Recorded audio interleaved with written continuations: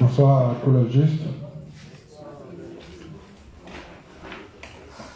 Nous sommes encore là ce soir pour encore travailler sur le thème qui m'a été confié. Et je rappelle encore une fois de plus ce thème dont nous sommes en train d'étudier. C'est la tribulation ou la souffrance du juste. Je répète encore, la tribulation ou la souffrance du juste. Pour ceux qui nous prennent en marche, la semaine passée, nous avons travaillé sur ce thème et aujourd'hui encore, nous sommes au lundi 25 janvier 2021. Et donc, nous allons encore poursuivre ce thème et si possible, l'achever le vendredi et laisser certainement la place à un autre inspecteur qui a été programmé encore pour travailler sur un autre thème. Donc, pour ceux qui nous prennent en marche, nous sommes là, ça fait un bon moment et plein de choses ont été dites. Et donc, aujourd'hui encore, nous allons poursuivre et il y a encore certainement beaucoup de choses qui seront encore dites. Et les chantes, normalement après chaque passage des inspecteurs pour travailler sur un thème, voilà, les chantes, après ça, les chantes passent. Voilà, pour nous entretenir aussi sur ce thème, mais par des chansons qu'ils auraient écrites. Donc, je souhaite que tous les chants soient encore là, voilà, pour encore apprendre, pour pouvoir encore composer de belles mélodies, voilà, pour l'avancement de nos différentes églises des saints ici en Côte d'Ivoire. Avant toute chose, nous allons confier ce moment au Seigneur. Voilà, comme c'est Dieu lui-même qui nous a donné le thème par l'intermédiaire du pasteur leader Tagro, afin que nous puissions préparer notre foi, pour ce qui arrive dans l'avenir. Voilà, il faudrait que nous soyons au courant pour ne pas que notre parcours au sein de l'Église des justes se termine par la corruption de notre foi et que nous finissons par abandonner cette foi à cause des problèmes qui pourraient survenir dans l'avenir. Mais nous nous confions d'abord en Jésus et nous avons foi au Saint-Esprit, voilà, qui nous donnera la force de ne pas abandonner l'évangile en lequel nous plaçons tout notre espoir, parce que cet évangile-là nous garantit une meilleure vie. En dehors de cette vie que nous vivons, l'évangile nous garantit que la mort ne pourra pas nous retenir, parce que Jésus, qui était le premier-né de toute la création, a été ressuscité. Et donc, le Dieu que nous suivons a le pouvoir de la résurrection. Donc, ce qui équivaut à dire que comme nous marchons dans ce pas, et que lui aussi nous a appelés des frères, et il a fait de nous des justes et des petits dieux. Donc, nous croyons que la mort et le séjour des morts ne pourront pas nous retenir, et qu'au son de la trompette, à cette date-là même fixée par notre Seigneur Jésus-Christ, alors nous allons resplendir, nous allons ressusciter et un nouveau corps glorieux nous sera attribué et nous allons rencontrer le Seigneur dans les airs. Et après ça, la Bible dit qu'il y aura le renouvellement de la terre pour les justes. Dans l'Apocalypse 20, qu'on appelle le royaume millénium. D'abord la destruction de ce monde et le renouvellement de cette terre. Et Dieu nous confiera ce monde-là pendant 1000 ans. Donc nous allons régner dans ce monde-là pendant 1000 ans. Et donc nous les justes, tout notre espoir est placé dans le royaume millénium et dans le paradis que Dieu nous a promis. Et donc c'est pour cela que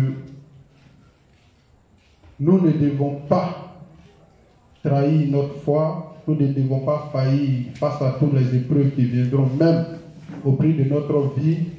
Nous ne devons pas abandonner l'amour que Dieu a eu pour nous en donnant sa vie, d'abord, premièrement, au Jourdain, en portant les péchés de tout le monde entier et en nous lavant dans cette eau pure du Jourdain. Et par la suite, comme le salaire du péché étant la mort, Dieu va subir toutes les souffrances jusqu'à la croix, afin de recevoir le jugement et la punition du péché à notre place. Et il va mourir, il va ressusciter et il va monter. Et donc notre assurance se trouve dans l'œuvre que Jésus-Christ a faite. Et c'est une connaissance parfaite de cette œuvre qui commence et qui s'ouvre par son baptême jusqu'à son ascension. C'est la connaissance parfaite de cette œuvre-là qui fait de nous des hommes sans péché. Et donc à la suite, le travail qui nous a été confié pour nous qui croyons en l'œuvre rédemptrice de Jésus-Christ, le travail qui nous a été confié, c'est que nous soyons des prédicateurs de cette bonne nouvelle qu'on appelle l'évangile, qui est composé de l'eau, le sang et l'esprit, comme le texte de 1 Jean 5 à partir du verset 6 l'indique clairement. Car il y a 3 choses qui rendent témoignage: l'eau, le sang et l'esprit. Et les 3 sont d'accord pour un même but, le salut de l'homme. Et donc, celui qui dit qu'il est fils de Dieu, ça veut dire qu'il a le témoignage, il a la connaissance parfaite.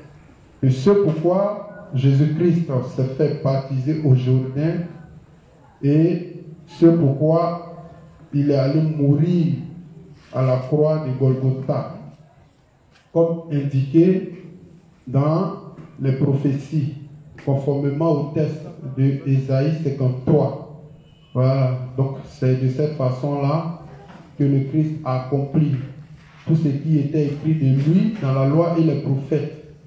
Et c'est comme ça que nous aussi, en nous appuyant sur l'œuvre de Jésus-Christ, non pas sur nos œuvres, parce qu'aucune bonne œuvre ne peut sortir de nous, parce que nous avons une nature corrompue et une chair qui est corrompue depuis le départ. Donc aucune bonne œuvre ne peut sortir de nous. Et donc l'œuvre sur laquelle nous nous appuyons, c'est l'œuvre de Jésus-Christ. C'est l'œuvre de Jésus-Christ, je répète encore, qui commence par son baptême et qui finit par son ascension. Tout ce parcours-là était pour un but: nous donner la rémission totale et définitive de nos péchés. Et donc, c'est ce qui fait le fondement de la foi de toute personne ici présente. Donc, c'est au nom de ça que dans un avenir proche, parce qu'on ne voudra pas se mélanger au monde, parce qu'on ne voudra pas laisser notre foi être corrompue, parce qu'on ne voudra pas suivre la nouvelle religion qui nous sera imposée, parce qu'on ne voudra pas accepter la marque du diable qui est la puce RFID 666 qui sera implantée dans le corps de tout le monde en utilisant comme moyen de pression. Tu ne peux ni acheter, ni vendre, ni manger si tu n'as pas cette marque. Et déjà, il y a le président de la France qui a dit que tous ceux qui refuseront, tous les gouvernements en Afrique qui refuseront de faire vacciner les citoyens, alors ils ne permettront plus que ces gens-là puissent voyager pour arriver sur les territoires. Voilà, donc il a déclaré ça officiellement.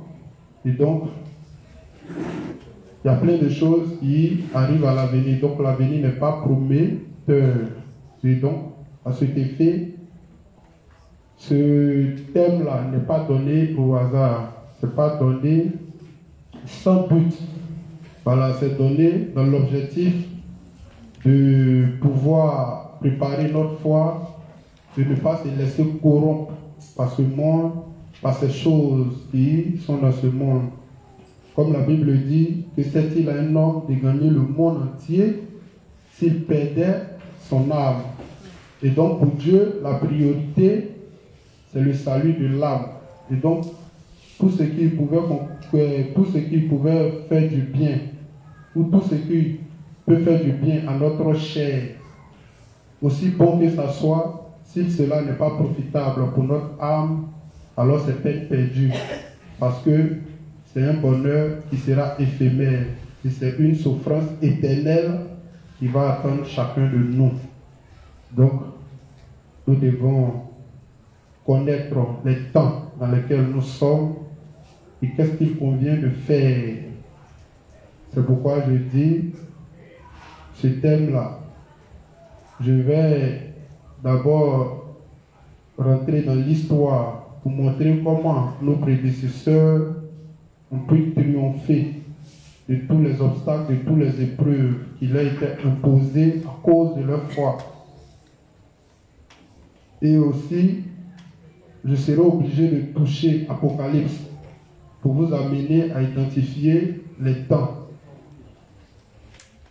et vous donner les raisons pour lesquelles chacun de nous ici, s'il arrivait que cette période-là nous trouve, pourquoi nous serions martyrisés, afin que la foi de chacun soit préparée et que nous ne soyons pas ignorants comme les hommes qui sont dans les églises actuelles dont ils ne connaissent pas les origines et les fondements de ces différentes églises, ne sachant pas que depuis 313, Satan a corrompu totalement la foi orthodoxe, a corrompu l'église catholique des apôtres et l'a transformée dans le catholicisme romain.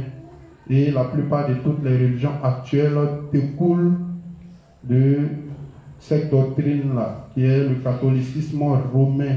Toutes les réformes ont été ajoutées pour donner, toutes les réformes ont été faites pour modifier le credo des apôtres, modifier la doctrine des apôtres et l'évangile qui était au départ catholique parce que c'était une vérité absolue et universelle a fini par être corrompu et ça a donné ce qu'on appelle le catholicisme romain précisément en l'an 313.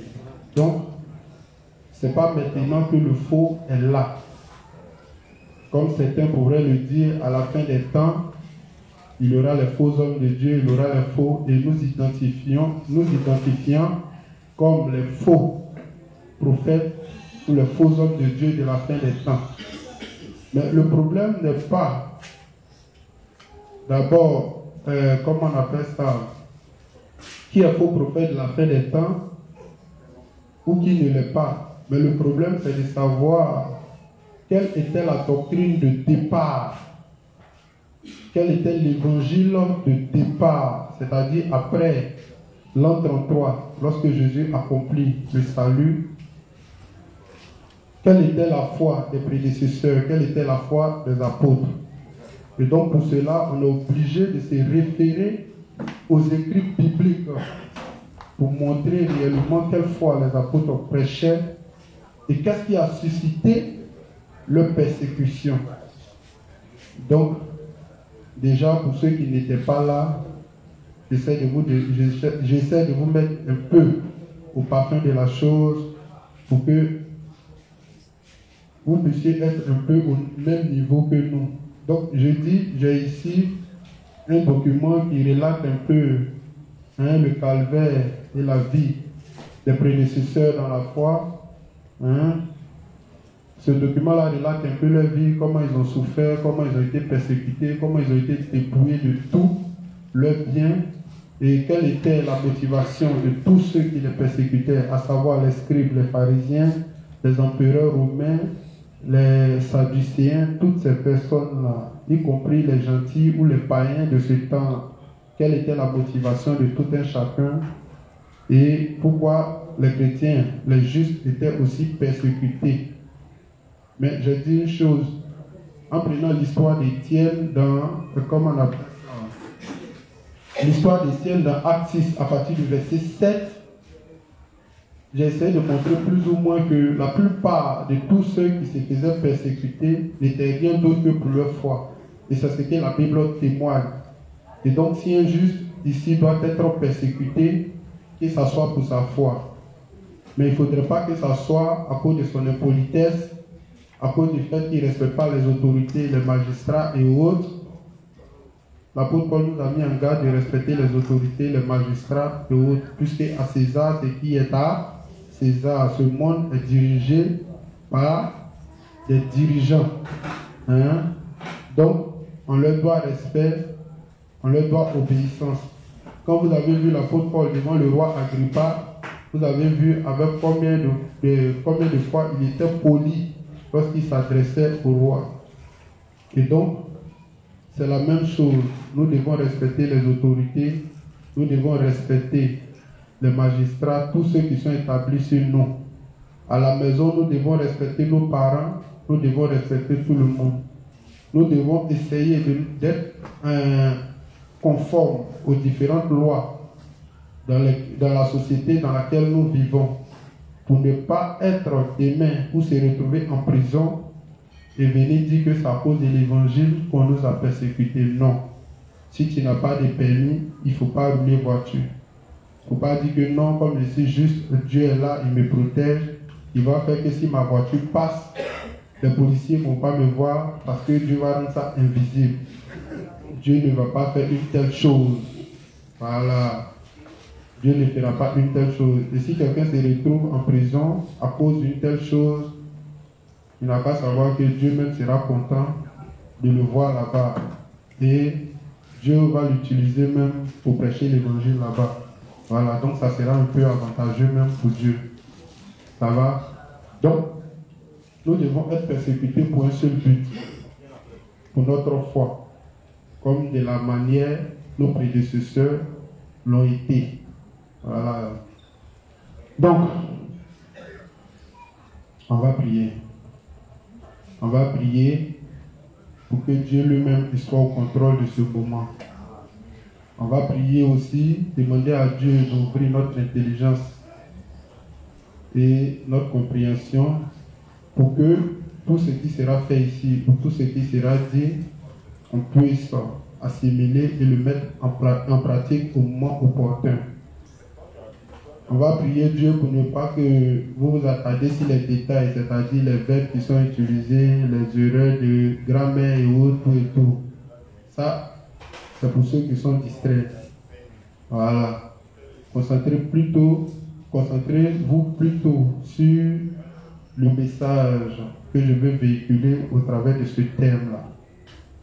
Donc, on va prier aussi en demandant à Dieu pour tous ceux qui ont le temps, mais qui ne viennent pas, que Dieu leur donne la force de venir s'associer à nous afin d'apprendre. Et moi, qui suis chargé aussi de vous édifier ce soir, que tout ce que j'ai appris ne se mélange pas dans ma tête. Voilà, que Dieu lui-même m'aide à ordonner mes idées et qu'il m'aide à dire les choses dans les limites de sa parole, sans toutefois ajouter un grain de ma pensée. Ensemble, on prie le Seigneur. Dieu des justes, nous te disons merci. Merci pour ces moments qui ont été initiés pour que nous puissions travailler autour des différents thèmes qui nous sont confiés par notre pasteur leader, le pasteur Tagro. Merci Seigneur de montrer à chacun l'importance de tout ce qui est fait ici. Merci d'ouvrir notre intelligence et notre compréhension. Merci aussi Seigneur de me rappeler tout ce que j'ai appris. Merci aussi Seigneur de permettre aux gens, à tout un chacun d'être concentré sur ce qui est dit et de ne pas s'attarder sur les détails. Merci de donner la force à ceux qui ne viennent pas de venir. Merci aussi de permettre que Seigneur je puisse travailler dans les limites de ta parole sans toutefois ajouter quelque chose. Merci Au nom de Jésus que j'ai prié. Amen. Donc, on va poursuivre. On va lire ce document-là comme on l'avait commencé la dernière fois. Mais avant de commencer déjà, qui a retenu quelque chose dans ce qui a été dit? Et s'il vous plaît, durant cette semaine, d'abord, on va terminer ça. Voilà, si on a fini aujourd'hui, si on a fini demain, c'est ça. On va aborder peut-être Apocalypse, ou bien, comme je l'ai dit, ce thème qui m'a été donné, ce n'est pas des paragraphes du livre, mais c'est une série de tests qui m'a été donné, tiré de la Bible. Voilà, c'est dessus qu'on devait travailler.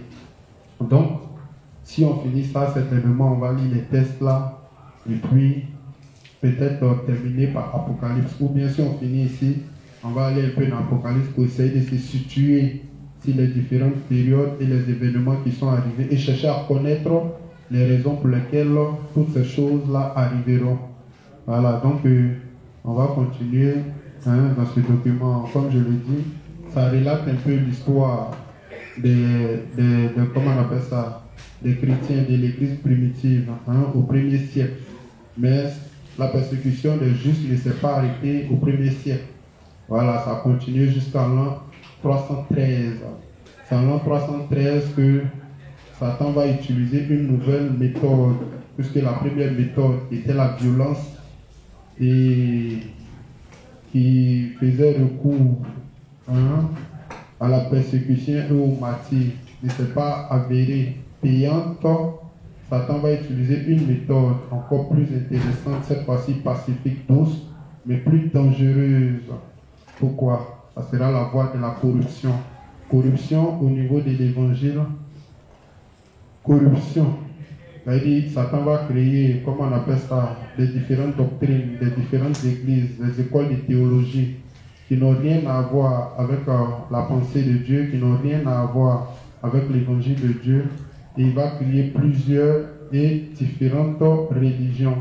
De telle sorte que quand l'esprit des gens voudront se tourner vers Dieu, alors Satan les attend encore dans la fausse religion. Donc il va corrompre le véritable évangile, il va corrompre l'église à partir des doctrines que Satan va soigneusement créer. Mais nous les justes, notre rôle, c'est de montrer à toutes ces personnes-là qu'est-ce qui faisait la force même de l'évangile des apôtres. Qu'est-ce qui faisait la force de leur évangile?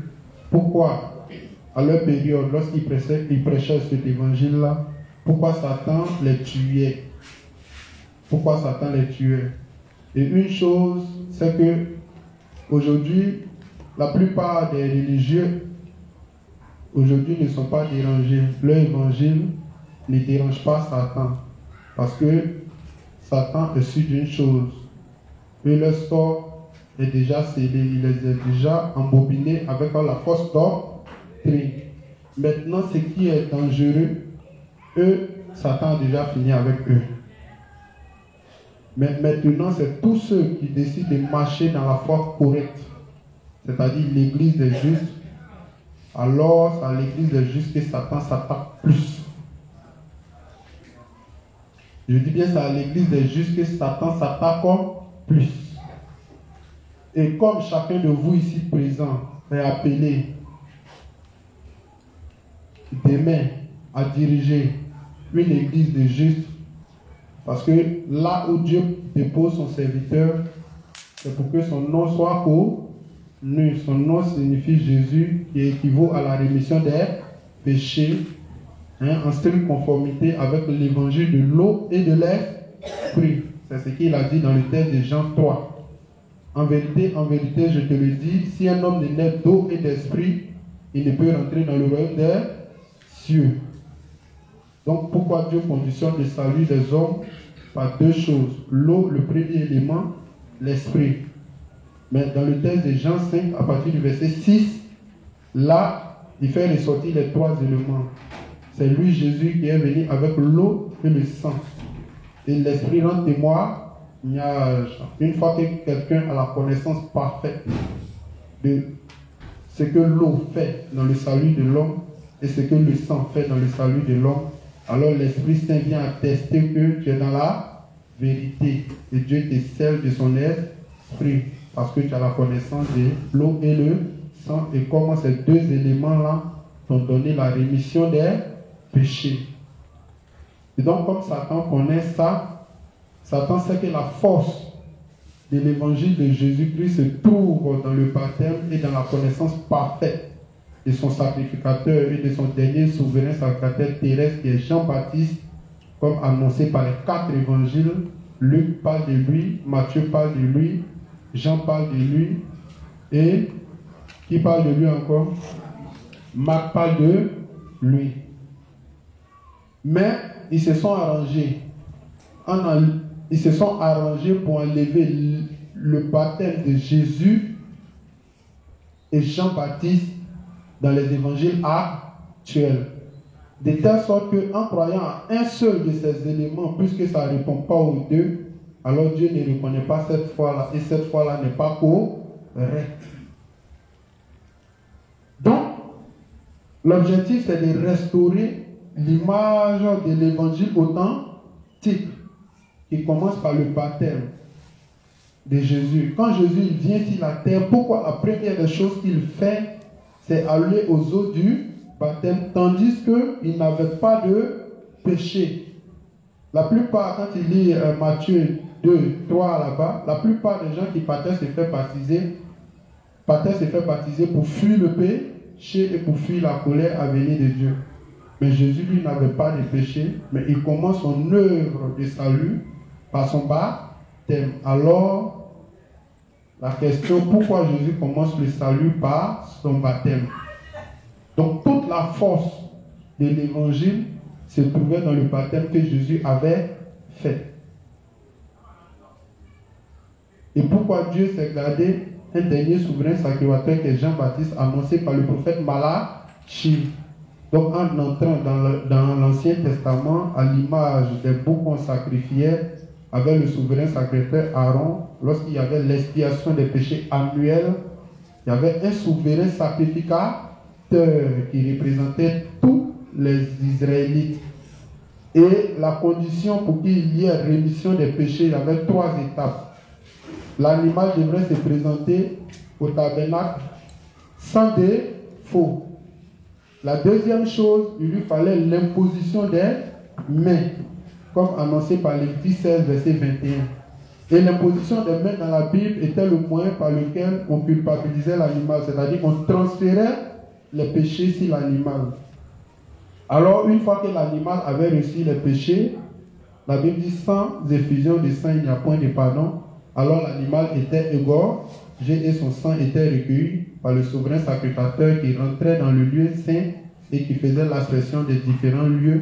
Et c'est comme ça que le sacrifice était agréé par Dieu. Mais on dit toutes ces choses étaient l'ombre. Et donc dans l'ombre, on ne pouvait pas bien percevoir les choses. Et de la manière, l'expiation des péchés était faite dans l'Ancien Testament. La Bible dit que le fait qu'on renouvelait ces sacrifices à chaque année signifiait simplement que ça ne pouvait pas garantir de façon définitive la rémission des péchés. Pourquoi? Parce que ce n'était pas aux hommes que cette tâche a été attribuée. Mais si on ne leur a pas donné la possibilité de faire et de voir leurs échecs et leurs manquements, ils diront qu'ils pouvaient se sentir. Alors, quand la parole de Dieu dit, qui dira j'ai purifié mon cœur? Comme tous les hommes ont essayé et ils se sont rendus incapables. Ils ont vu leur incapacité à résoudre leurs problèmes de péché. Alors personne ne peut dire qu'il a purifié son cœur. Alors, celui qui a été préparé avant la fondation du monde, comme Éphésiens 1 le dit, il rentre en ligne de compte puisqu'il est question de lui en ce qui concerne le pardon des péchés. Alors lui, quand il vient, il se présente comme l'agneau sans défaut. Pourquoi l'agneau sans défaut? C'est pour qu'on se rappelle que dans l'Ancien Testament, pour qu'il y ait pardon des péchés, il fallait l'agneau et il fallait un animal sans défaut. Et quand l'animal vient sans défaut, il ne retournait pas sans défaut. Alors la deuxième chose, il fallait l'imposition des mains était faite par le souverain sacrificateur en ce qui concerne l'expiation des péchés annuels qui se faisait le 10e jour du 7e mois de chaque année. Ça veut dire que si cette date-là n'était pas respectée, alors le rituel n'avait pas de valeur ou Dieu n'agréait pas le sacrifice qui avait été fait. Alors tout devait être fait dans les limites de ce que Dieu avait fixé. Et donc quand Jésus aussi il vient, qui se présente comme l'agneau sans défaut, si on a notre agneau sans défaut, alors pour qu'il y ait expiation, pour qu'il y ait pardon, pour qu'il y ait rédemption des péchés, alors il nous faut forcément un souverain sacrificateur à l'image de Aaron. C'est pourquoi Luc est formel.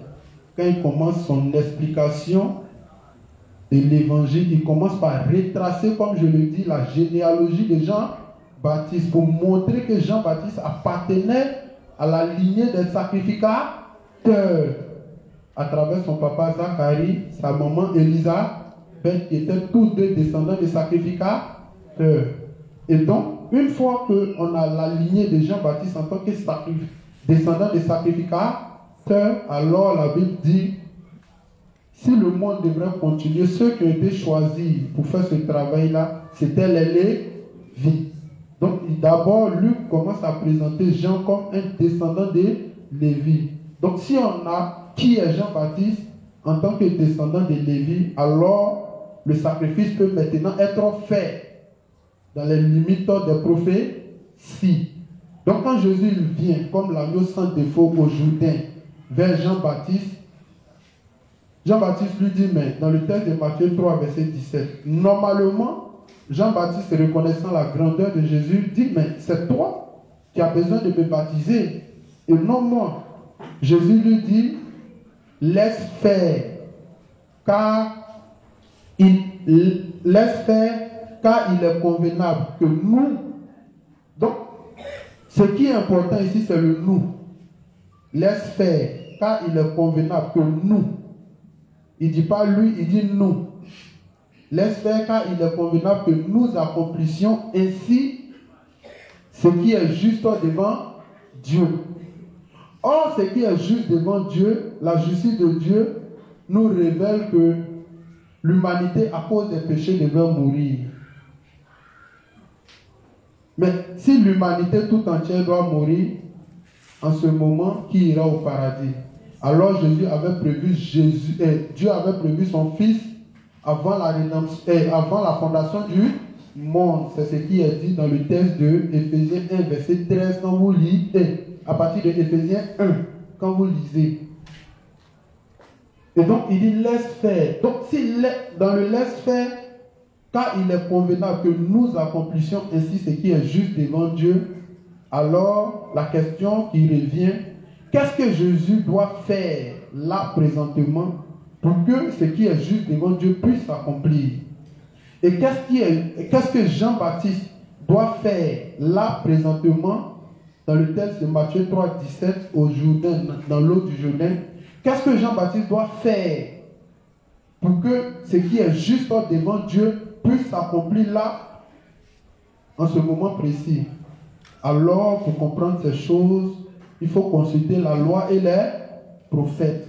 Donc, quand Jésus vient comme l'agneau sans défaut, alors Jean-Baptiste vient comme le dernier souverain sacrificateur terrestre. Puisque pour qu'il y ait pardon des péchés, il faut qu'il y ait imposition des mains pour que les péchés puissent passer de l'individu à l'animal. Et donc, si Jésus devrait rester dans le Jourdain, il y a depuis 2000 ans, il y a de cela 2000 ans, alors si Jésus devrait rester dans le Jourdain, pour que chacun de nous ici passe lui imposer les mains pour lui transférer les péchés, alors il ne va pas quitter là. Donc il va susciter quelqu'un en lequel tous les hommes vont se reconnaître, qui est Jean-Baptiste. Et lorsque Jean-Baptiste va baptiser Jésus, alors Jésus va recevoir les péchés conformément au texte de Lévitique 16. Et maintenant, comme Jésus avait reçu les péchés, hébreu est formel, sans effusion de sang, il n'y a point de part. Alors, c'est parce que Jésus a reçu les péchés que ça va le conduire maintenant à la croix pour qu'il puisse recevoir le jugement des péchés qu'il a porté dans sa chair. C'est de ça que parle le texte d'Ésaïe 53. Et donc c'est absurde que quelqu'un dise que non, c'est à la croix que Jésus a pris les péchés. Mais on dit que c'était à cause, parce qu'il a porté les péchés dans sa chair, à cause des péchés il était frappé, à cause des péchés il était brisé. Mais si c'est à la croix qu'il porte les péchés, pourquoi il commence à être frappé avant? Donc ça n'a pas de sens. Donc Satan, sachant que Satan savait que la force de l'évangile se trouvait dans le baptême et la connaissance parfaite de qui était Jean-Baptiste. C'est pourquoi Jésus témoigne de Jean-Baptiste et Jean-Baptiste témoigne de Jésus. Satan, connaissant ces choses, s'est arrangé pour que dans les doctrines qu'il a fabriquées pour donner au monde depuis l'an 313, ces deux éléments fondamentaux-là ont disparu.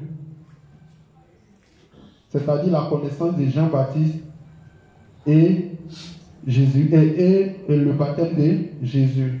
Or, une fois que ces deux éléments-là sont retirés dans le salut, alors il n'y a plus de salut et l'humanité est perdue. Et la foi devient erronée et la foi devient ce qu'on appelle l'hérésie.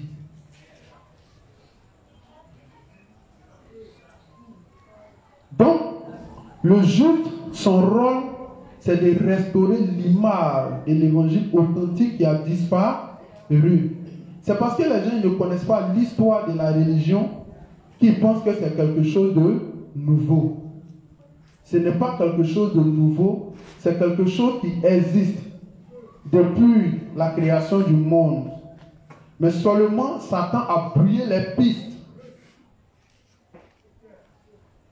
Et comme il sait que l'humanité ne réfléchit pas trop, en brouillant les pistes, il s'est arrangé pour créer l'argent, pour créer le plaisir, pour créer toutes ces choses-là, pour ne même pas que les gens puissent chercher Dieu en profondeur. Et donc la plupart cherchent Dieu de façon superficielle. Il se retrouve un matin dans une église, il dit non, j'ai rencontré le Seigneur. Or, 1 Jean 3 dit, si tu as rencontré le Seigneur, c'est que tes péchés sont finis. Jean 3 dit, si quelqu'un a rencontré le Seigneur, alors ses péchés ont disparu.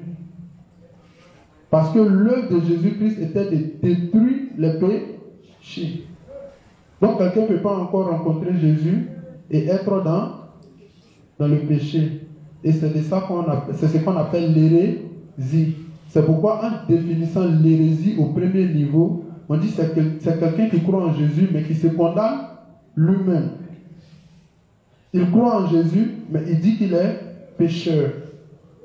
Alors Dieu serait-il le père des pécheurs, sachant que la Bible dit que le salaire du péché c'est la mort. Et Isaïe 59 nous dit que s'il y a une chose pour laquelle Dieu ne peut pas nous tendre la main, s'il y a une chose pour laquelle Dieu nous bouche ses oreilles, c'est à cause de nos péchés. Donc pour que Dieu puisse nous tendre sa main, pour que Dieu puisse nous écouter, il faut qu'il brise le mur de péché. Alors les gens disent avoir rencontré Jésus, mais le mur du péché est encore là. Donc c'est un travail que Satan a soigneusement. C'est un travail que Satan a pris la peine à travailler de façon minutieuse et à plonger l'humanité carrément dans le chaos.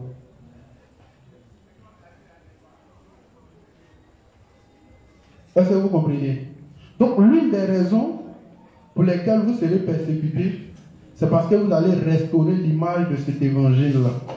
Quelque chose que Satan a pris son temps et puis a caché ça depuis des siècles facilement quand vous venez faire ressortir. Et puis vous expliquez ça correct. Et puis la lumière est en train de grandir. Mais quand la lumière est en train de grandir, la Bible dit que quand les justes se multiplient, le monde est dans la... Donc, ça, c'est l'une des raisons pour lesquelles Satan va vous persécuter ou va nous persécuter. Parce que nous avons restauré l'image de l'évangile. Donc, dans la guerre que Satan a mené la bataille à plusieurs niveaux. Et la dernière fois, je vous ai dit, Satan est tellement intelligent qu'il crée ce qu'on appelle la diversion. C'est-à-dire, quand vous parlez de Satan, quand vous parlez des démons, vous vous imaginez des, comment on appelle ça, des monstres. Vous vous imaginez Mami Wata, c'est-à-dire quelqu'un qui a la tête de l'homme, d'une femme, et qui a que de poisson. C'est-à-dire que vous-même, vous fabriquez les démons avec votre propre, comment on appelle ça? Imagination. Satan n'est pas ce que vous pensez. Satan n'est pas le monstre que vous pensez. Les démons là, ce n'est pas des gens qu'on dessine comme ça dans les films là. Non.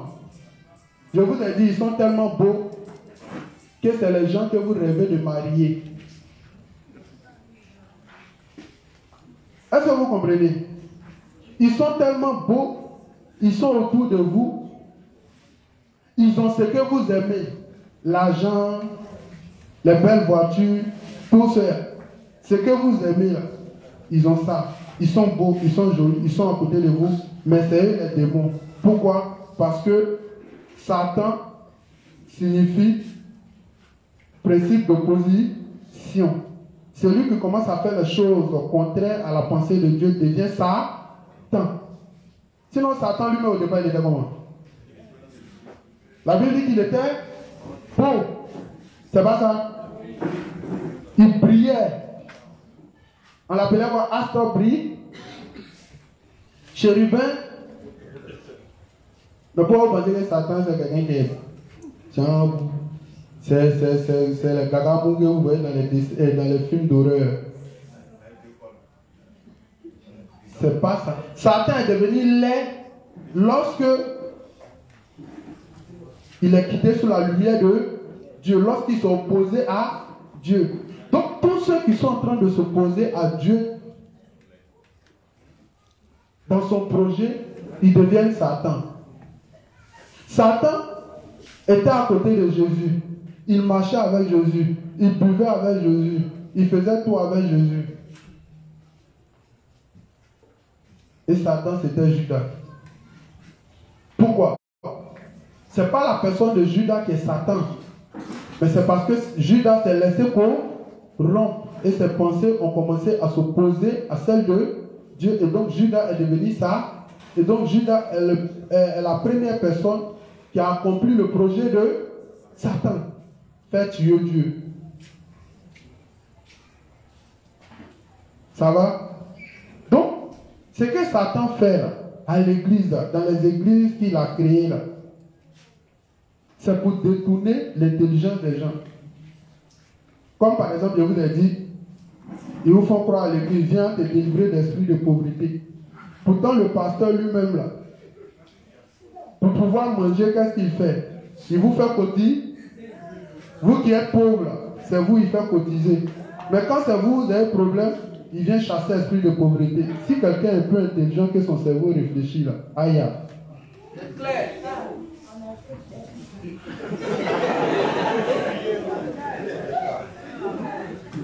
Donc, ne cherchez pas Satan loin.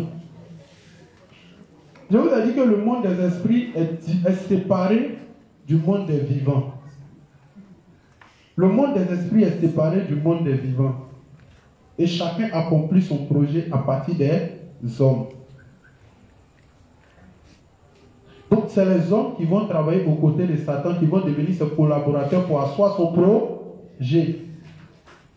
C'est aussi des hommes qui vont travailler aux côtés de Dieu pour asseoir son projet. Donc c'est une bataille entre les hommes. Satan ne peut pas quitter là-bas pour tuer un homme, il ne peut pas. Il peut passer par un homme pour exterminer un homme. Et c'est ce qu'il fait. En amenant les gens dans son camp, en leur donnant une intelligence pour détruire son prochain. En leur donnant une intelligence pour créer des bombes nucléaires. En leur donnant une intelligence pour créer des maladies au laboratoire. En leur donnant une intelligence pour créer tout ce qui va détruire l'homme. Voici Satan. Mais vous êtes dans l'église, je te chasse, esprit de maladie. Le gars il est assis au laboratoire en train de réfléchir comment combiner les virus pour donner une maladie très très puissante. Toi tu es là, esprit de maladie sort. Bon, quand toi tu chasses l'esprit de maladie, et puis lui il crée maladie, il répond sur le marché. En vous deux là, qui est, comment on appelle ça, qui est intelligent? Donc il a dit, ce que Satan a fait, on appelle ça mots divers. Pendant que vous êtes en train de chasser, pendant que vous êtes en train de, comment on appelle ça, de faire délivrance, et puis les gens ils me rentrent en scène, j'ai peur, et puis ils font des scénarios. Or tout ça c'est Satan, parce que c'est ce que vous croyez, parce que quand il y a de telles choses, vous pensez que effectivement le diable est en train de partir. Le diable a peur d'une seule chose, que l'évangile. C'est parce qu'il a peur de ça qu'il s'est arrangé pour que l'évangile puisse disparaître sur la face de la terre. Bon, je vais vous montrer Satan encore. Prenez Matthieu 28.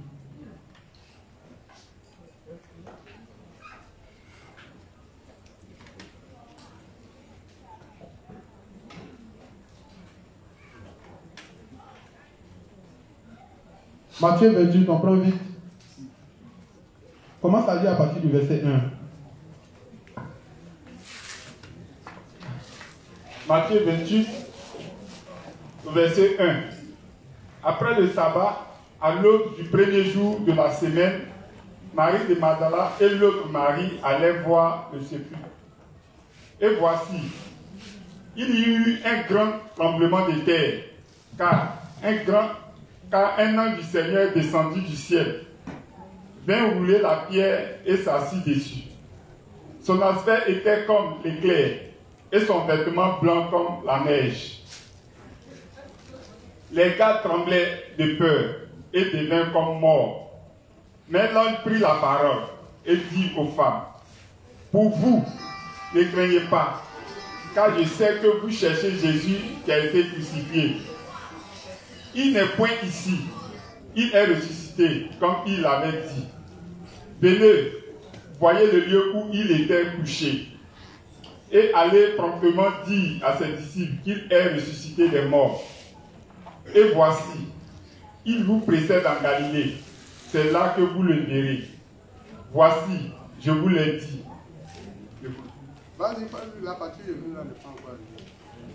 Elle s'éloignait promptement du sépulcre avec crainte et avec une grande joie. Et elle courut porter la nouvelle aux disciples. Et voici, Jésus vint à leur raconte et dit, je vous salue. Elle s'approchait pour saisir ses pieds et elle se prosternait devant lui. Alors Jésus leur dit, ne craignez pas. Allez dire à mes frères de se rendre en Galilée. C'est là qu'ils me verront. Au 11. Pendant qu'elles étaient enchaînées, quelques hommes de la garde entraient dans la ville et annonçaient aux principaux sacrificateurs de ce qui était arrivé. Ceux-ci, après s'être assemblés avec les anciens et avoir tenu conseil, donnèrent aux soldats une forte somme d'argent, en disant, dites, ces disciples sont venus de nuit le dérober pendant que nous dormions. Les gens n'ont pas cru en Jésus. Ils l'ont fait tuer. Ils se sont moqués de lui. Et les soldats qui gardaient comment on appelle ça, le sépulcre, ont vu ce qui s'est passé. Ils ont été témoins de ça. Et ils courent pour aller dire aux sacrificateurs, qu'est-ce qu'ils font? Ils leur donnent l'argent Pour faire quoi? Pour dire, ils n'ont qu'à aller dire que c'est, comment on appelle ça, ses disciples sont venus l'enlever. Ils n'ont qu'à aller leur dire que ses disciples sont venus l'enlever. Vous voyez comment Satan, il travaille. Continue, tu vas voir.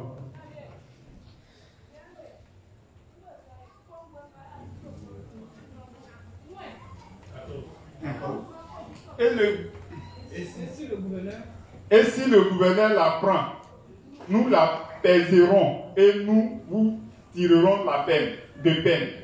Les soldats prirent l'argent et suivirent les instructions qui leur furent données. Et ce bruit s'est répandu parmi les Juifs jusqu'à ce jour. Donc vous voyez, depuis longtemps, Satan a travaillé par la voie de la corruption. Pour ne pas que les merveilles du Seigneur soient répandues. Mais qu'est-ce que Dieu a fait? Folie. Les 11 disciples allèrent en Galilée, sur la montagne que Jésus leur avait désignée. Quand ils le virent, ils se prosternaient devant lui. Mais quelques-uns eurent des doutes. Jésus s'étant approché, leur parla ainsi. Tout pouvoir m'a été donné dans le ciel et sur la terre. Allez, faites de toutes les nations des disciples, les baptisant au nom du Père, du Fils et du Saint-Esprit. Et enseignez-leur à observer tout ce que vous êtes prescrit. Tout ce que je vous ai prescrit. Et voici, je suis avec vous tous les jours jusqu'à la fin du monde. Amen. Donc vous voyez, quand Satan il va vouloir travailler, Satan travaille toujours par la corruption. L'une des choses auxquelles Satan a recours, c'est la corruption. Alors quand il vient, je dis bien, Satan, dans son combat, en ce qui concerne, les gens qui sont déjà dans le faux, eux pour eux là, Satan a déjà fini à eux. Ils lui appartiennent déjà. Mais c'est les églises des justes qui sont en danger. Je dis bien, c'est les églises des justes qui sont en danger. Pourquoi? Parce que c'est ces églises-là que Satan va détruire ou veut détruire.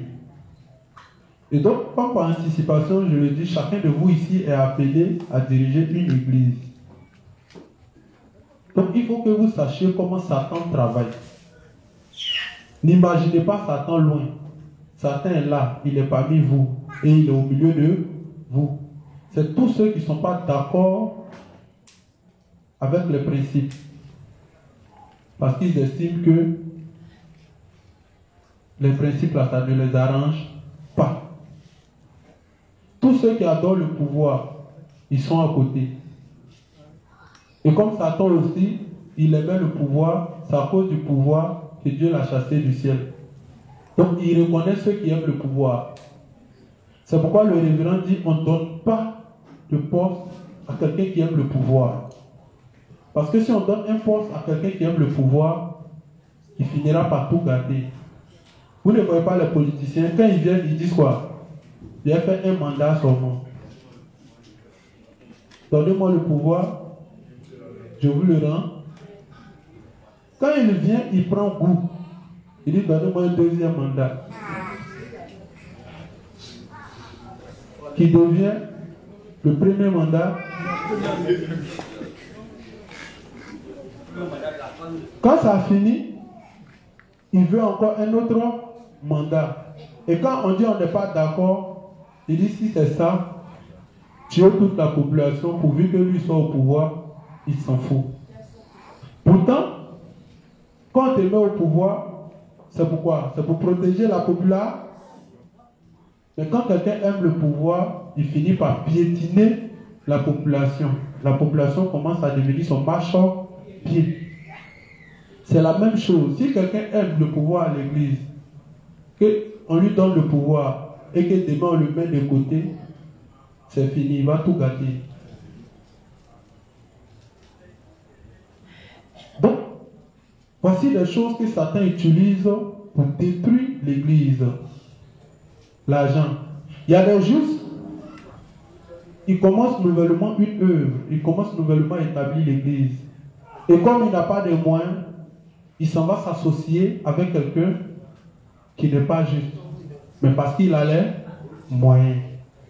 C'est toutes ces petites choses-là qui finissent par détruire l'église. Donc si c'est moi qui finance ton église, je suis qui pour toi? Je suis ton Dieu. Ce qui équivaut à dire que ton Dieu est limité à réaliser ses projets. Alors c'est moi qui réalise tes projets. Et si c'est moi qui réalise tes projets, je suis qui? Je suis ton Dieu. Donc c'est des choses auxquelles il faut faire très attention. C'est dans ces choses-là, c'est dans ces petites choses-là que Satan a fini par détruire et corrompre les églises. C'est pourquoi quand on voit ces choses par anticipation, on commence à parler. Celui qui aime le pouvoir finira par détruire l'œuvre de Dieu comme Judas. Sinon, Satan il n'est pas loin. Satan ne va jamais descendre devant toi. Me voici. Tu n'as pas dit que tu me cherchais. Il ne va jamais faire comme ça. Puisque le monde des vivants est séparé du monde des esprits. Seulement, ce que vous oubliez, c'est que Satan est doté de plein de pouvoir. Il peut faire beaucoup de choses en fonction de ce que tu crois. Pour rendre tout ce qui est faux en toi, il va t'amener à réaliser que tout ce en quoi tu crois est une réalité. Donc, comme il sait que les justes, eux, à ce niveau-là, ils ne croient pas à ce genre de choses. Donc, voici des petites choses qu'il va prendre pour les avoir. Celui qui est attaché à l'argent, celui qui est attaché au pouvoir, celui qui est attaché à ces choses. Malgré qu'ils ont vu Jésus être ressuscité, c'est de ça qu'il leur parlait. Ils ont trouvé que c'était un blasphémateur. Ils ont trouvé qu'il blasphémait. Malgré qu'il a dit, il va ressusciter, ils n'ont pas cru. Mais quand tu finis par voir la chose, qu'est-ce que tu fais? Tu te rallies. Mais au contraire, qu'est-ce que les sacrificateurs font? Ils ont corrompu les soldats, premièrement pour ne pas que cette nouvelle-là soit répandue. Ils n'ont pas voulu que cette nouvelle-là soit répandue. Mais qu'est-ce que Dieu a fait? Dieu s'est arrangé pour que cette nouvelle-là se répande dans toute la ville. Donc c'est comme ça que Satan il travaille. Ça va? N'imaginez pas Satan loin. Satan va forcément s'attaquer aux églises des justes. Parce que, aussi petit que vous êtes, aussi insignifiant que vos églises sont, c'est vous qui faites peur à Satan. Sinon, pour le reste, il les a déjà corrompus. Il a déjà corrompu la doctrine. Donc, ils sont déjà perdus comme ça. Donc, c'est pourquoi je dis la première méthode que Satan a utilisée. Vous allez voir, quand vous allez lire plus tard dans Actes et autres, ceux qui ont beaucoup persécuté les justes et autres, c'était qui? C'était les sacrificateurs. C'était les sacrificateurs. C'est eux qui ont beaucoup persécuté les justes. En complicité avec les Romains, avec les Sadducéens, les scribes et autres. C'est eux qui persécutaient. Malgré qu'ils ont vu de leurs propres yeux. Ça va? Donc, je disais toutes ces choses pour vous dire que l'image que vous avez de Satan, changez. Changez l'image que vous avez de Satan. Ne faites pas comme dans le légalisme. Commencez à identifier Satan dans tout ce qui est opposé à la volonté de Dieu. Quand vous êtes à l'église, quand on dit une chose, que quelqu'un s'oppose toujours à ce qui est dit, sachant que c'est la vérité, imaginez, ne réfléchissez plus. Satan n'est plus loin. Satan n'est plus loin. Satan commence à devenir ton voisin, ton frère juste. Ce n'est pas des gens qui sont quittés ailleurs pour venir persécuter les justes. C'est les juifs eux-mêmes qui ont persécuté leurs frères. Quand tu lis Pierre, Pierre dit ceux qui sont en train de nous persécuter, ils sont sortis de nous et ils se sont mis ensemble, ils ont formé une secte, ils ont formé des sectes pernicieuses et ils se sont retournés contre nous. Et quand quelqu'un sort de l'église des justes, et qu'il revient contre l'Église, ça devient encore plus dangereux. Parce que même quand il blasphème, quand il dit du n'importe quoi, on l'identifie déjà comme injuste. Et on vous met tous dans le même bateau. Donc pour qu'il puisse ternir l'image de votre Église, ça devient encore plus facile. C'est pourquoi Satan aime beaucoup que l'ennemi, là, il provienne de vous. Diviser pour mieux régner. En présentant des choses insignifiantes qui va faire grandir dans ton cœur, et c'est à partir de ça qu'il va commencer à attaquer l'Église. Donc, en tant qu'inspecteur, quand on commence à voir ces choses, quand on parle, c'est pas pour irriter ou bien c'est pas pour, comment on appelle ça, parce qu'on a un problème personnel avec quelqu'un. Nous sommes là pour protéger l'Église. Nos propres intérêts peuvent passer, mais les intérêts de l'Église doivent demeurer. Ce travail-là, imaginez-vous si on est né depuis 2004 et qu'on est en train de construire progressivement l'Église de Dieu. Imaginez-vous toute la peine qu'on a pris. Regardez, on n'est pas beaucoup. Comparé à ceux qui sont dans le... Et puis, nous, on n'est pas encore beaucoup. Hein. C'est nous encore, on va venir se diviser entre nous. Et puis, on va se mettre en deux blocs. Et puis, on va commencer à se battre. Mais pendant que nous, on se bat, Satan, son objectif est gagner. Lui, son projet, c'est la même chose qu'ils font dans les nations. Préoccupez-vous à vous battre entre vous. Nous, on va se charger de vos ressources. Si vous êtes unis, vous allez nous attaquer. Vous allez voir ce qu'on est en train de faire. Mais quand vous êtes divisés, en train de vous battre entre vous, est-ce que vous avez le temps de vous concentrer sur l'adversaire? Ton adversaire est devenu ton propre frère. Donc c'est pourquoi, pour celui qui aime pour celui qui aime Dieu, a une facilité à laisser tomber ces petites choses en regardant aux intérêts de Dieu. Parce que si tu ne laisses pas, c'est ça que Satan va utiliser pour détruire l'Église. Et quand on sera en train de lire, vous allez voir que plein d'églises ont disparu. Pas parce que ces églises n'avaient pas le fondement de la foi correcte qui était l'évangile de l'esprit. Ils avaient le fondement de la foi. Ils avaient l'évangile de l'esprit. Mais Satan a travaillé de façon méthodique en glissant ses agents dans ces églises-là, en infiltrant des personnes au cœur qui ne sont pas droits. Et puis Satan a fini par corrompre l'église et l'église a fini par disparaître. Ça va? Donc, nous sommes là pour protéger notre église. Et nous savons identifier Satan. Satan, c'est celui qui s'oppose aux choses de Dieu. Satan signifie principe d'opposition. Sinon, Satan, ce n'est pas un être en tant que tel. Est-ce que vous comprenez? Satan, ce n'est pas un être en tant que tel. Si un ange se rebelle contre Dieu, il va devenir ça. Mais au départ, il était qui? Il était un ange. Si un juge se rebelle contre Dieu, il va devenir ça. C'est pourquoi Dieu, voyant les pensées de Pierre qui n'étaient pas correctes, il dit arrière de moi ça. Mais est-ce qu'en vérité, Paul, en quoi est-ce que Pierre est Satan? Mais les pensées de Pierre font de lui Satan. Mais s'il rejette ses pensées, il revient quoi? À la lumière. Mais s'il ne rejette pas, il reste quoi? Il reste dans les ténèbres. C'est pourquoi Dieu dit, tout ce qui est ténèbres, Dieu met en lumière. Une fois que c'est lumière et que c'est révélé, que tu admets, alors c'est corrigé et tu deviens lumière. Tout ce qui est en nous qui n'est pas correct, Dieu fait ressortir. C'est de ça que parle le troisième jour. Tout ce qui est en nous, Dieu fait ressortir.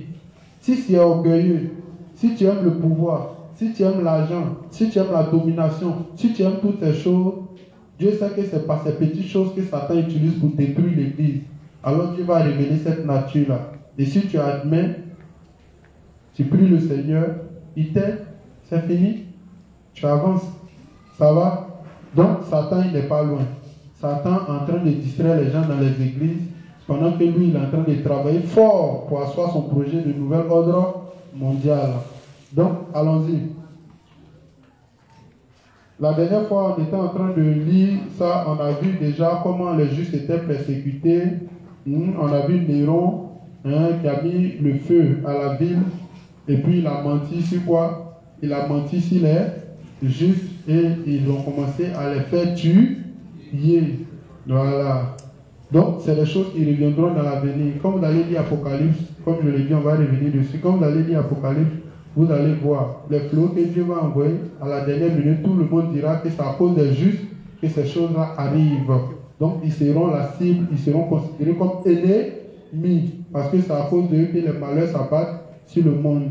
Donc, du coup, tout le monde va les identifier parce que leurs paroles, ce qu'ils seront en train de dire, qui s'accomplira tôt ou tard, qui est l'annonce des fléaux pour nous faire entrer dans l'ère du cheval pâle.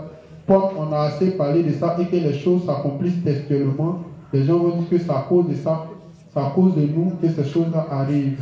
Et donc, ils vont finir par nous tuer parce qu'ils vont dire que c'est nous, on n'aime pas le monde, c'est nous, on prie pour que le monde soit détruit. Donc, comme le monde, on veut que le monde soit détruit, alors nous-mêmes, ils vont nous détruire.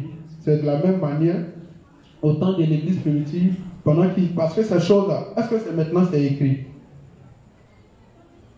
On dit l'apôtre, comment on appelle ça, Jean, c'est lorsqu'il a pu se réfugier sur l'île de Patmos, pratiquement vers l'an 95 là-bas, c'est là qu'il a écrit ces choses.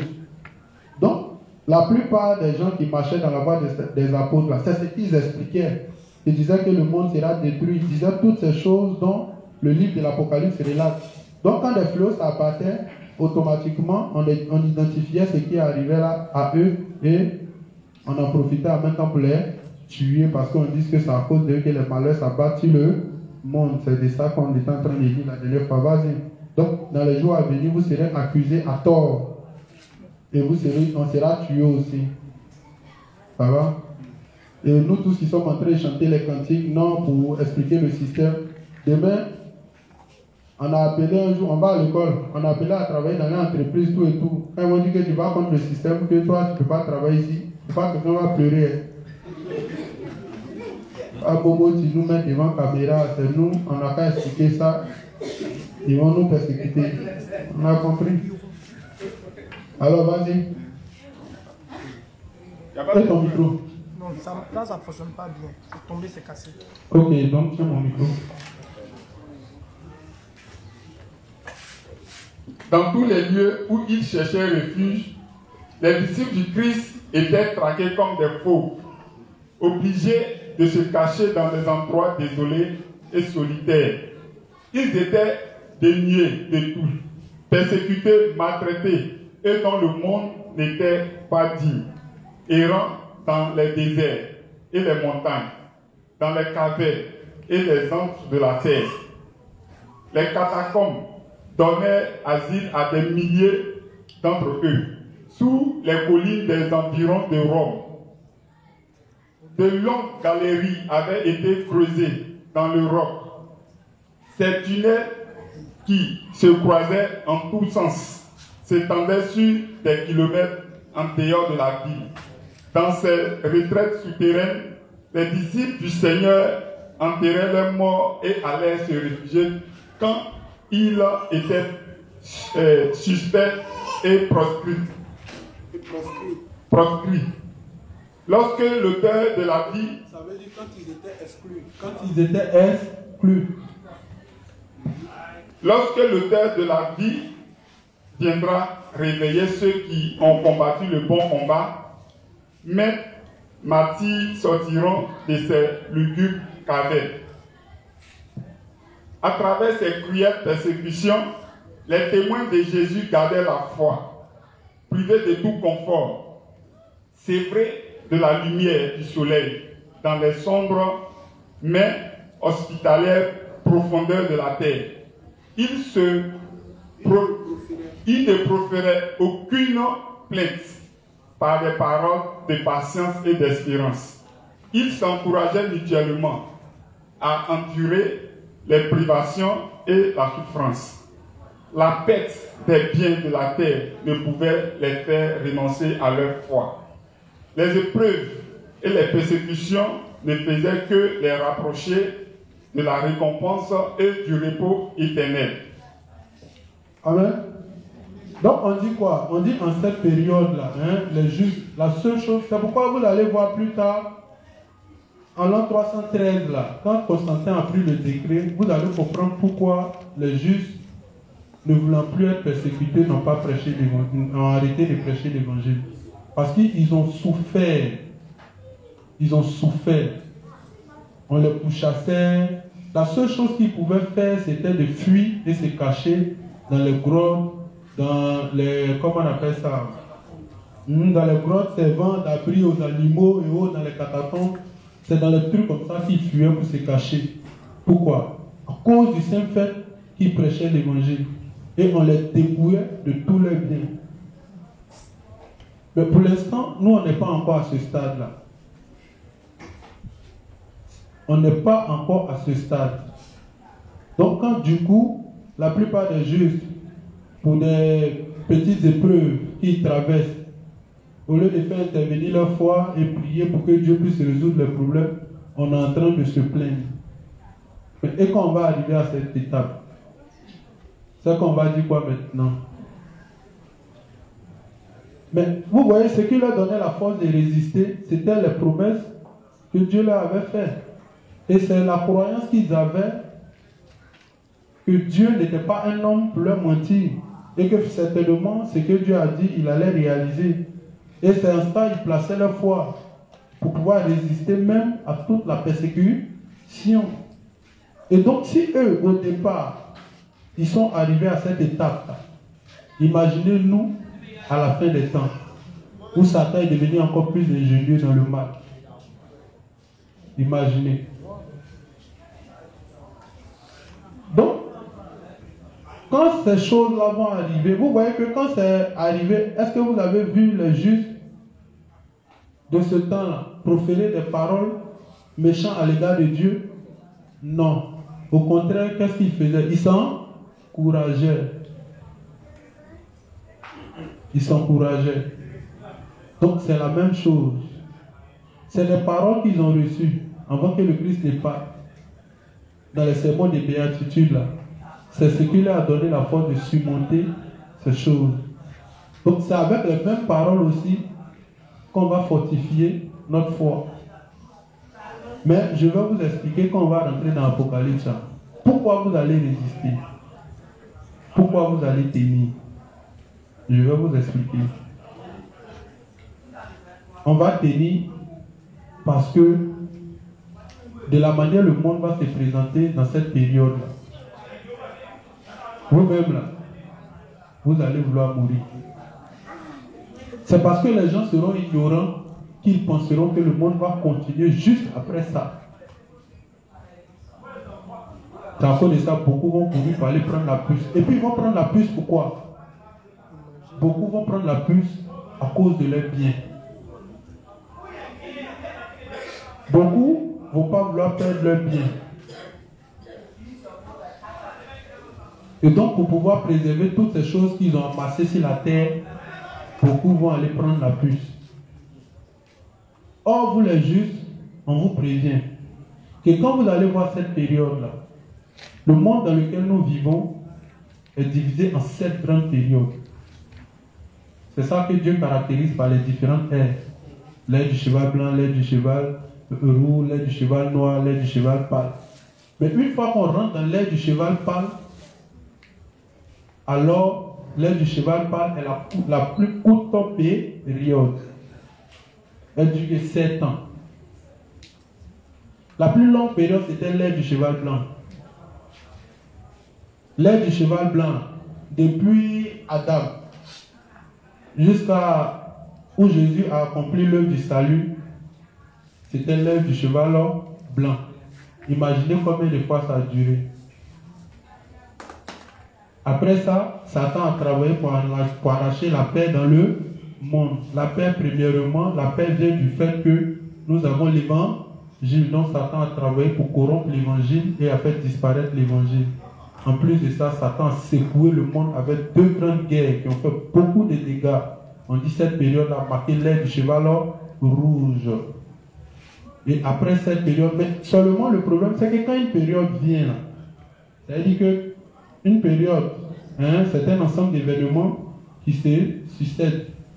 C'est un ensemble d'événements qui se passent. Et ça parcourt un temps. Mais ça veut dire que peut-être si on est dans l'ère du cheval blanc, quand on est dans l'ère du cheval noir ou dans l'ère du cheval rouge, ça ne veut pas dire que l'ère du cheval blanc prend fin. Non. Si on est dans l'ère du cheval rouge, quand on est dans l'ère du cheval noir, ça ne veut pas dire que l'ère du cheval rouge prend fin. Ça veut dire que les événements qui se passent dans l'ère du cheval rouge, ça continue. Mais seulement quand on rentre dans l'ère du cheval noir, c'est une nouvelle ère. Ça va? Quand on rentre dans l'ère du cheval noir, c'est-à-dire les choses de l'ère du cheval blanc, les choses de l'ère du cheval rouge, tout nous suit. Jusqu'à ce qu'on rentre dans l'ère du cheval pâle. C'est dans l'ère du cheval pâle que tout va s'accélérer. L'ère du cheval pâle, à lui, il est 7 ans. Mais on va identifier l'ère du cheval pâle à partir de quoi? On va identifier l'ère du cheval pâle à partir des premiers fléaux que Dieu va envoyer sur la terre. Pour sa dernière moisson. Dieu dit, quand l'évangile va prendre toute la terre, c'est là que viendra cette période. Donc c'est à ça qu'on se réfère. Mais certainement le monde deviendra difficile. Donc quand on va rentrer dans l'Apocalypse, on va vous aider à comprendre les différentes périodes et à vous situer. De telle sorte que quand on va rentrer dans telle chose, il ne faut pas chercher à préserver un bien. Parce que ça ne va plus te servir. C'est parce que les hommes étant ignorants vont penser que ces choses-là vont les servir. C'est pourquoi ils vont courir pour aller prendre la puce pour pouvoir préserver tout ce qu'ils ont. Et Dieu ne va même pas permettre que le martyre commence dans les 7 ans au début, non. Dans la seconde moitié de l'autre 7 ans. Et ce n'est même pas dans toute la seconde moitié. Parce que dans la seconde moitié, l'Antichrist rentre en ligne de compte. Il va apporter solution à toute la terre et il va commencer à marquer ses serviteurs. Donc ça va prendre un temps. Maintenant, c'est tous ceux qui refuseront d'être marqués qui sont les justes parce qu'ils comprennent et que Dieu a dit dans l'Apocalypse 13 que celui qui aura pris cette marque-là, son sort sera scellé. Donc ils refuseront de prendre. Ils refuseront de corrompre leur foi à cause des biens de la terre. Mais déjà, Dieu va leur montrer que tous ceux qui se sont attachés à la terre, Dieu va envoyer un avant-goût de la destruction de la terre. Donc c'est ce qui va conforter encore la foi des justes pour dire que le monde tire vers sa fin. Et donc comme le monde tire vers sa fin, si je prends la puce, je dis bien après cette étape du martyre, Dieu dit qu'il va réduire ça de 10 jours. Donc si tu es en train de fuir, que tu as les 10 jours là, tu n'as pas pu t'attraper pour te martyriser, quand, comme on appelle ça, la trompette va sonner, tu es sauvé. Si tu as attrapé aussi, tu es sauvé. Dans tous les cas, chacun est sauvé. Mais le problème c'est que Satan, quand il va tuer les justes durant cette période, quand il sera en train de tuer les justes, ceux qui vont accepter de prendre la puce, ils vont penser qu'eux, ils vont vivre. C'est ça le problème. C'est pourquoi il dit qu'on va arriver à cette étape, ton choix là, tu n'as rien fait de bon. Parce que ton choix, en prenant la puce, c'est d'éviter que Satan te tue. Or si Satan te loupe, Dieu ne te loupe pas. Tu vois, non? Si Satan t'a loupé, Dieu ne te loupe pas.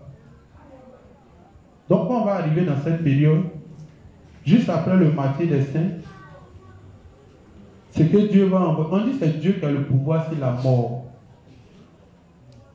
Donc imaginez, peut-être pour nous les saints, là, il va vouloir juste peut-être qu'on embrasse notre martyr. Et puis, vous avez vu même quand il y a dans l'histoire, quand les saints étaient en train d'être persécutés et tout, ils étaient heureux. Mais cet esprit leur donnait une force. Et au milieu des flammes, on dit leur visage était resplendissant. Ils voyaient les anges ils étaient heureux parce qu'ils savaient que l'accomplissement de toutes choses était arrivé. Mais on dit c'est Dieu qui te tue. Imagine là, le pouvoir c'est la mort. Elle dit qu'au moment où tu veux la mort, ça ne vient pas. Or, le juste, au moment où tu veux la mort, ça peut venir. Mais toi, au moment où tu veux la mort, ça ne vient pas. Et tellement ça sera cruel qu'ils vont dire, ils préfèrent que les montagnes tombent sur eux, que ce qui arrive là tombe sur eux. Mais quand on sera en train de lire, vous allez voir. Donc, n'ayons pas peur. Hein? Si Dieu a voulu que les choses soient ainsi, il sait pourquoi. Il nous donnera la force. Voilà, il nous donnera la force. Voici des gens, ils sont là, ils se lèvent. On dit celui qui est en train de manger, arrête de manger. Celui qui est en train de dormir, arrête de dormir. Notre pays est en train d'être attaqué. Et puis ils vont mourir pour ça et puis ils sont heureux. Or, on dit toi tu meurs pour Dieu, tu meurs pour la cause la plus noble. Mourir en martyr, c'est mourir pour la cause la plus noble. Ça va? Tu meurs pour Dieu. Donc, si les gens peuvent mourir pour des politiciens aussi en masse, mais pourquoi nous on ne peut pas mourir pour Dieu? Hein? Et puis d'ailleurs, ce n'est même pas une mort. Puisque passer cette étape, on va ressusciter. Et puis on va revivre. Ça va? Donc, quand on va expliquer Apocalypse, on va vous expliquer les différentes périodes pour que chacun puisse identifier la période à laquelle chaque chose va arriver. Mais soyez sûrs, quand vous lisez Luc 25, Matthieu 24 et autres, il y a tout un ensemble d'événements comparé à Genèse 6, au temps de Noé. Il y a tout un ensemble d'événements dont Dieu a décrit dans la Bible. Et il dit, quand vous allez voir cette période-là, c'est que la génération qui sera dedans ne passera pas. Or, il se trouve qu'on est dans la génération. Même si nous on passe, elle dit ceux qui sont un peu derrière nous, ce n'est pas évident qu'ils passent. Parce que quand l'évangile sort, arrivé à un moment, ça va aller rapidement. Arrivé à un moment, Dieu permettra que ceux qui sont dans les hauts rangs des différentes loges soient convertis, comme au temps de l'église primitive. Et quand ceux-là seront convertis, ils vont dévoiler beaucoup de secrets. Et ils vont susciter beaucoup de moyens pour que l'évangile puisse avancer. Vous n'avez pas vu que quand Dieu a saisi Paul, vous n'avez pas vu comment l'évangile est vite parti? Ou bien, Paul était au milieu d'eux. Il était très versé. Il maîtrisait la tradition juive. Il maîtrisait le judaïsme. Il maîtrisait toutes ces choses. Il connaissait. C'est pourquoi, quand Paul a pris l'évangile, les choses sont allées rapidement. Il connaissait la pensée de ceux qui torturaient les justes. Il savait là où les toucher et puis ça allait leur faire mal. Donc ça sera la même chose. Dieu permettra que des gens de leur rang puissent quitter ces endroits-là et puis venir s'associer aux justes. Ils vont révéler beaucoup de secrets. C'est pourquoi Satan, ça va susciter sa colère. Imagine un de tes bons agents, comme Paul, est quitté dans ton camp. Imagine les secrets qu'il va révéler. Vous voyez? Donc, c'est la même chose. Les deux Oliviers qui vont sortir d'Israël. Là. Imaginez, quand vous lisez là, ils sont sortis de ce rang. Donc, ils avaient une connaissance pas possible. C'est pourquoi les paroles, quand il y a Apocalypse, les paroles tourmentaient toute la ville. Ça va? Il est quelle heure? Il est déjà l'heure. Il reste 4 minutes. 7. Chez moi ici, il reste 5 minutes. C'est arrivé où? Donc, attends, continue un peu pour toi. On dit livré au tourment. Comme autrefois, les serviteurs de Dieu, ils n'acceptaient point de délivrance afin d'obtenir une meilleure résurrection. Il se rappelait la parole du Maître, les prévenant que la persécution endurée à cause de son nom devait être pour eux un sujet de joie, parce que leur récompense serait grande. Leur récompense sera grande dans les cieux, car c'est ainsi que les prophètes avaient été persécutés avant eux. Ils se réjouissaient à tel point d'être jugés dignes de souffrir pour la vérité que leur chant de triomphe dominait le crépitement des flammes lorsqu'ils étaient sur le bûcher. Levant les yeux, ils voyaient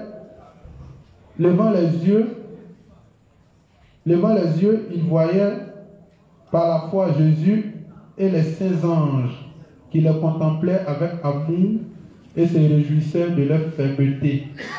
Du ciel leur parvenaient ces paroles: soyez fidèles jusqu'à la mort et je te donnerai la couronne de vie. Les efforts de Satan pour détruire l'Église, voici la partie qui va m'intéresser même plus dans ça. Mais ça sera pour demain. On dit les efforts de Satan pour détruire l'Église par la violence étaient inutiles. Le grand conflit dans lequel périssaient les disciples du Christ ne s'arrêtait pas avec la vie de ces fidèles témoins tombés à leur poste. Apparemment vaincus, ils étaient vainqueurs. Les serviteurs de Dieu pouvaient mourir. L'évangile continuait à se répandre. Et le nombre de ses adhérents allait augmenter, allait en augmentant. Il pénétrait même dans les régions demeurées inaccessibles aux aigles romains. Un chrétien disait à un empereur païen: condamnez-nous, crucifiez-nous, torturez-nous, broyez-nous. Votre injustice est la preuve de notre innocence. Mais vos cruautés les plus raffinées ne servent de rien. C'est un attrait de plus que vous ajoutez à notre religion. Nous croissons en nombre à mesure que vous nous moissonnez. Le sang des chrétiens est une sémence. Des milliers de témoins étaient incarcérés et mis à mort. Mais d'autres entraient dans les rangs et prenaient leur place. Quant à ceux qui succombaient pour leur foi, leur sort était scellé et ils étaient mis par Jésus-Christ au nombre des vainqueurs.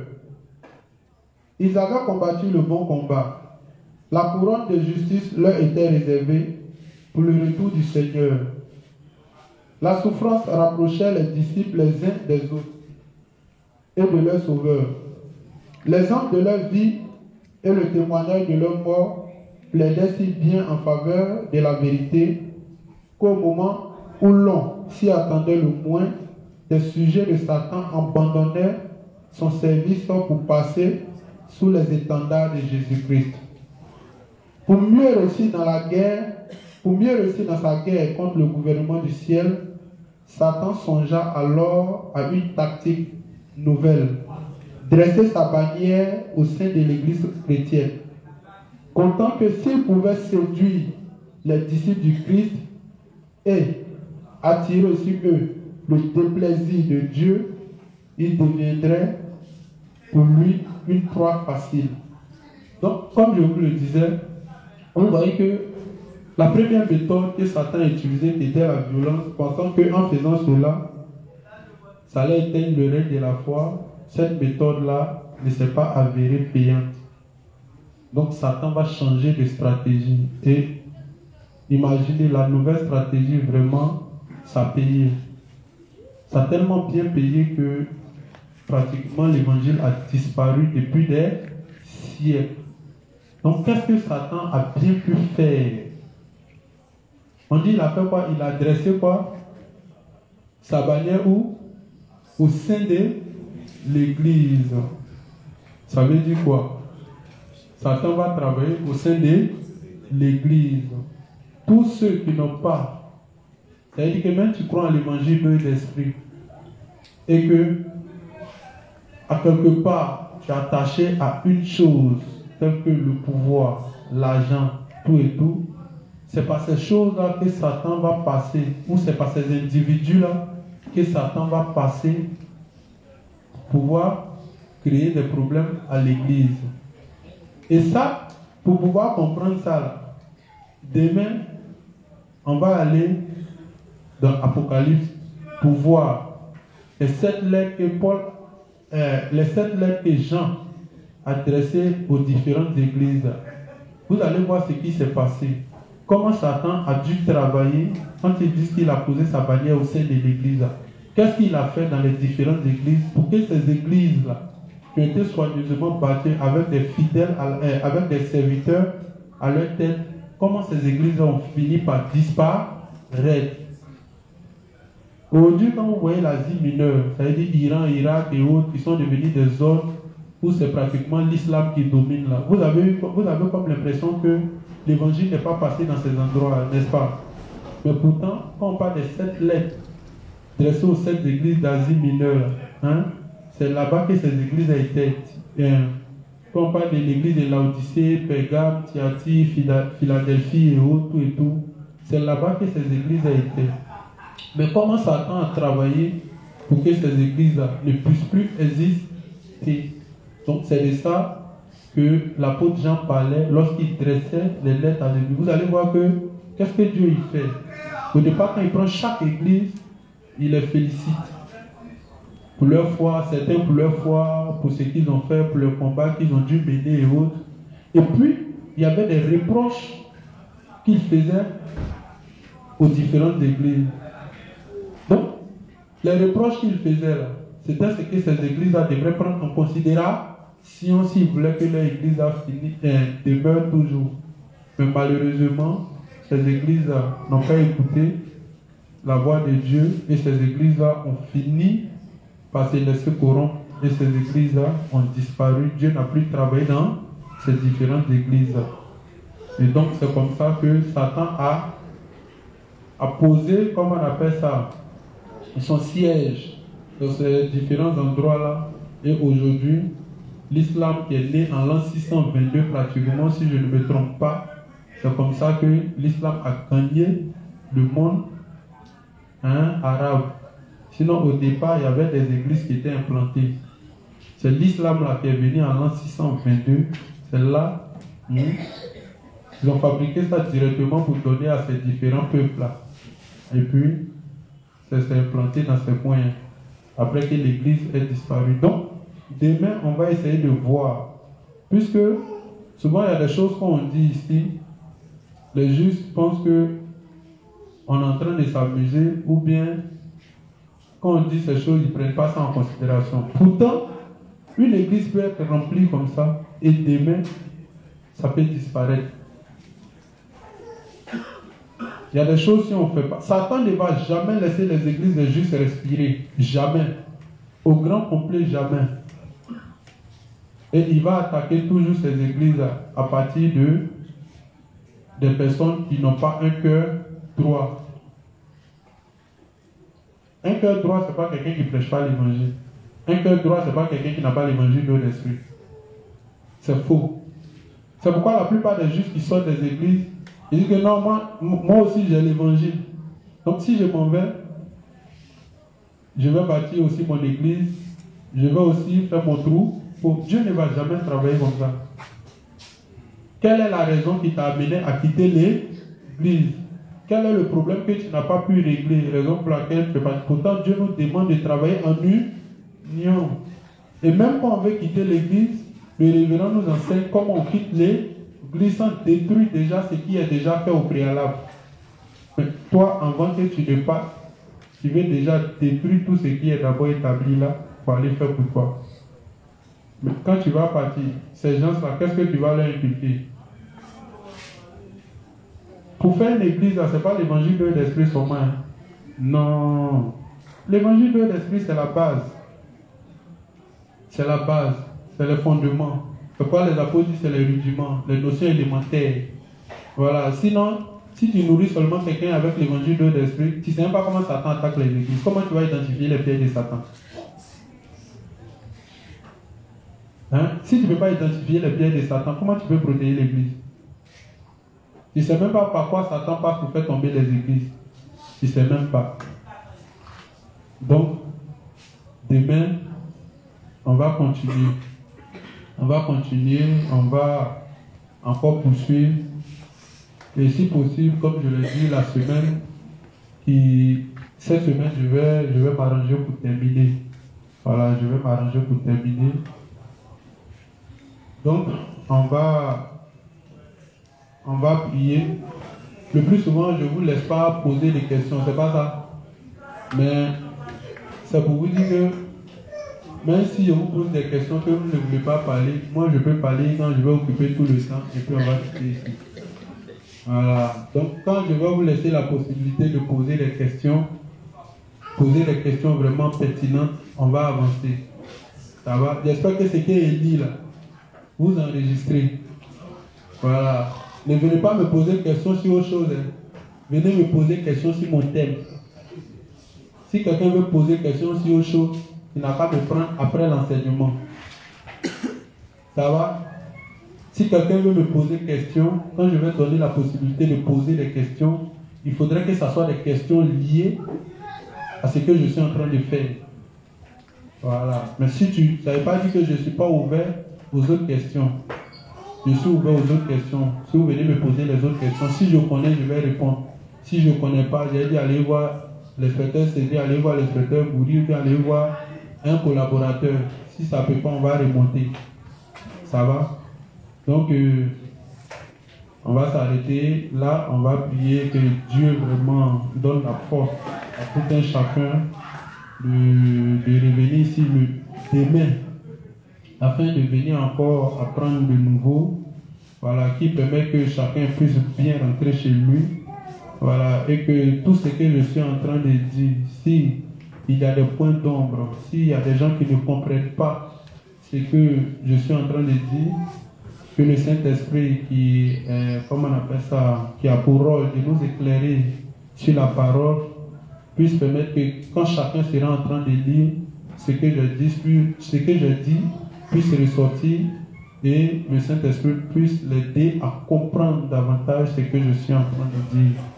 Voilà, donc que Dieu accompagne chacun chez lui, qui donne de quoi à manger à tous ceux qui aiment son œuvre et ceux qui ne veulent pas son œuvre, mais qui rêvent d'autres choses, qui ne leur donne rien à manger.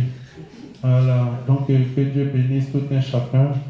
Au nom de Jésus, j'ai prié. Amen.